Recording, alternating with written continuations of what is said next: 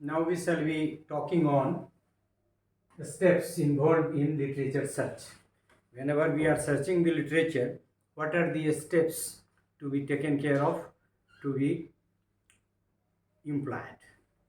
There is no hard and fast rule for literature search, but एक नाम है, आप देख सकते हैं वहाँ भी स्लाइड से, लेकिन मैं लिख देता हूँ, William वाइर्समा, WEIRSMA, 1986. It has been collected from subtext, most probably from IGNOU document. So there is no hard and fast rule for literature search, but William Wiersma, 1986, has presented diagram which can be translated as: number 1, identify keywords and phrase relevant to the study. Keywords identify करके उसको डालिएगा तो search हो जाएगा आपका. Identify the sources of literature, कहाँ से ये लिटरेचर है. Identify titles of potentially relevant reports, जो पोटेंशियली रिलेवेंट रिपोर्ट है उसकी. Locate copies of the reports to be reviewed. अब ये स्पेसिफिक होता चला जा रहा है. डिलीट नॉन रिलेवेंट रिपोर्ट्स, खोजने के क्रम में, सर्च करने के क्रम में जो रिलेवेंट नहीं है उसको आप यदि कलेक्ट भी कर लिए तो उसको डिलीट करिए, अदरवाइज वो समस्या खड़ी कर देगा. Separate out reports that are relevant and arrange in order of categories और रिलेवेंस. वो वेरिएबल वाइज कर सकते हैं, टॉपिक वाइज कर सकते हैं, that depends on your need. So you have to arrange category wise और relevance wise. Prepare abstracts of summaries of the reports. अब आपने सर्च किया तो उसका अब्स्ट्रैक्ट बनाइए, उसकी समरी बनाइए, मतलब उसके मुख्य बातें. थोड़ा सा इंडेक्सिंग में हम लोग इसको और ठीक से समझेंगे. सो प्रिपेयर अब्स्ट्रैक्ट्स और summaries of the reports, write the review of literature, then you write and prepare a computer bibliography.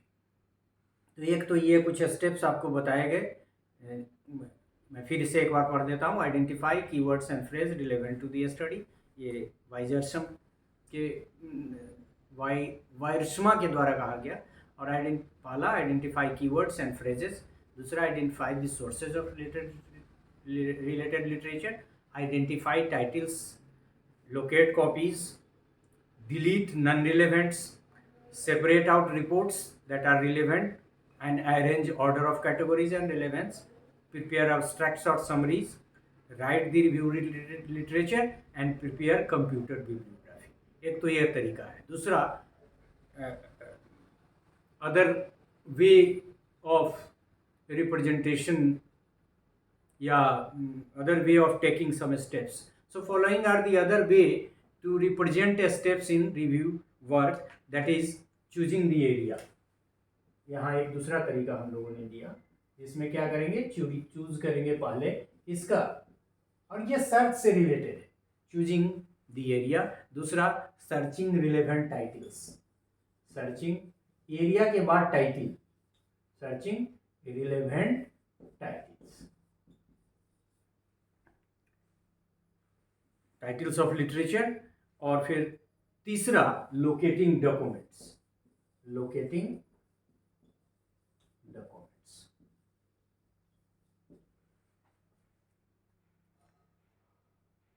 So locate and list the area as per the requirements of the study, मतलब ये location. दूसरा, searching relevant titles of literature, पूरा का पूरा title भी आप लिख सकते हैं, उसको वेरिएबल भी डाल के, कई तरीके हैं उसके. Next steps to search for titles of studies which best represent the research और study focused area of study and the related variables. ERIC एक ऑर्गेनाइजेशन है, सर्विस है. इरिक सर्विसेज और सर्चेज आप सभी जानते भी होंगे, जो ज़्यादा इस्तेमाल करते हैं मोबाइल का, इंटरनेट का, वेब बेस्ड डॉक्यूमेंट को ज़्यादा खोजते हैं. तो इरिक सर्विसेज याद रखिए. इरिक सर्विसेज और searches are useful in the context. Search could be through other indexes and abstracts. शुरू में हमने देखा कि इंडेक्स का काम क्या है, वो बता देता है कि डॉक्यूमेंट है, किसका है, कहाँ है. बेसिक उसमें बातें क्या है वो नहीं कहता है, लेकिन टॉपिक वगैरह के बारे में आपको जानकारी दे देता है। So other indexes and abstracts that Eric records, उसका कुछ नाम है। साइकोलॉजिकल एब्स्ट्रैक्ट शुरू में भी हमने चर्चा की दूसरे कंटेक्स्ट में। Psychological abstract, educational index, educational technology, abstracts, etc. So these are helpful from where we can search the titles of the literature, and in the process we can take use of the ERIC services and the related document in the form of psychological abstract, educational index, educational technology abstract, etc. And the last one is locating documents, that is search for relevant titles yield in locating important and primary documents from where the researcher can find context specific relevant studies. क्योंकि आपको धीरे धीरे अपनी ज़रूरत के अनुसार उन्हीं चीज़ों को रखना है, उन्हीं चीज़ों को लोकेट करना है जो सीधे आपके मतलब का है। शुरू में तो आपको बहुत सारी चीज़ें देखनी पड़ती हैं, कलेक्ट करनी पड़ती है। So gradually you have to be a little bit selective, especially in the process where you are locating the documents. Furthermore, most of the journals articles that the researcher locates have abstracts in the beginning of the article.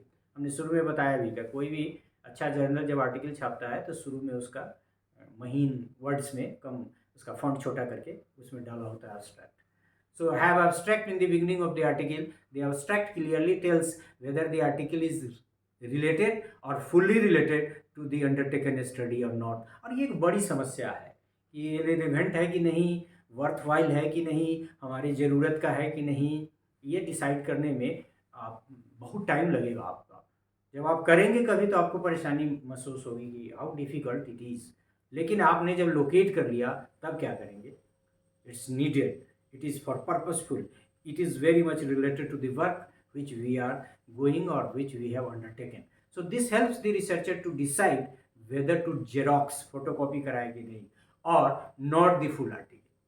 मेरे यहाँ भी कई student आते हैं कि नहीं sir वो photo सब निकाल के हम रख देंगे। नहीं नहीं, पहले उसको रन करके देखिए क्या क्या है।